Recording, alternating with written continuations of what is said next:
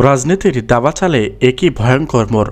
শেরপুরে জামায়াত নেতা মাওলানা রেজাউল করিমের হত্যাকাণ্ডে কি তবে ফেঁসে যাচ্ছেন খোদ বিএনপির শীর্ষ নেতৃত্ব? প্রশ্ন উঠেছে, তবে কি গ্রেপ্তার হতে পারেন তারেক রহমান? 12 ফেব্রুয়ারি ভোটের আগে শেরপুর 3 আসনের সেই রক্তক্ষয়ী সংঘাতের পেছনে কি ছিল কোনো সুপরিকল্পিত মাস্টার প্ল্যান? তদন্ত কর্মকর্তাদের হাতে আসা চাঞ্চল্যকর তথ্য এখন জামায়াত আমিরের কড়া হুঁশিয়ারিতে টালমাটাল রাজনৈতিক অঙ্গন। নির্বাচনের প্রথম শহীদদের রক্ত কি তবে গদি উল্টে দিবে অনেক হেভিওয়েট নেতার? বিস্তারিত থাকছে আজকের বিশেষ প্রতিবেদনে। দর্শক, 27 জানুয়ারি শেরপুরের জিনাইগাতিতে যখন ইস্তেহার পাঠ অনুষ্ঠান চলছিল, তখন কেউ কল্পনাও করেনি সেটি একটি মৃত্যুপরীতে পরিণত হবে। প্রত্যক্ষদর্শীদের বয়ানে উঠে এসেছে এক লোমহর্ষক তথ্য। মঞ্চে বসা নিয়ে শুরু হয় তর্ক বিতর্ক।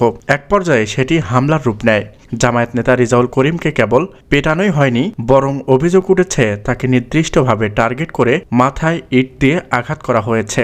নিহত রেজাউল করিমের শরীরে থাকা আঘাতের চিহ্ন এবং চিকিৎসকদের বয়ান বলছে এটি কোনো সাধারণ সংঘর্ষ নয়, বরং ঠান্ডা মাথার হত্যাকাণ্ড। ময়মনসিংহে নেওয়ার পর তার মৃত্যু যেন পুরো দেশের শান্ত পরিবেশকে এক লোহময় বিষিয়ে দিয়েছেন। কিন্তু কেন তারেক রহমানের নাম এখানে আসছে? গোয়েন্দা ও সংস্থা স্থানীয় সূত্রের কিছু ভয়াবহ তথ্য ফাঁস হওয়া দাবি করা হচ্ছে। অভিযোগ উঠেছে নির্বাচনের আগে জামায়াতকে মাঠ থেকে সরাতে এবং তাদের শক্তি পরীক্ষা করতে উপর মহলের ইশারায় এই হামলা চালানো হয়েছে। বিরোধী রাজনৈতিক বিশ্লেষকরা প্রশ্ন তুলছেন, বিএনপির হাইকমান্ড কি তবে শীর্ষ নেতৃত্বের সিগন্যাল ছাড়া এমন ভয়াবহ সিদ্ধান্ত নিতে পারে?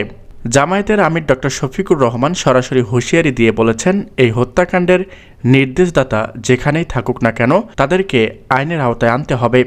যদি তদন্তের 3 বিএনপির উচ্চ পর্যায়ের কানেকশনের দিকে যায়, তবে তারেক রহমানের গ্রেফতারি পরোয়ানা কি অবধারিত? ডক্টর ইউনূসের নেতৃত্ব সরকার কি এই স্পষ্টতার খুনের বিচার করতে গিয়ে কোনো বড় রাজনৈতিক বিস্ফোরণ ঘটাবে?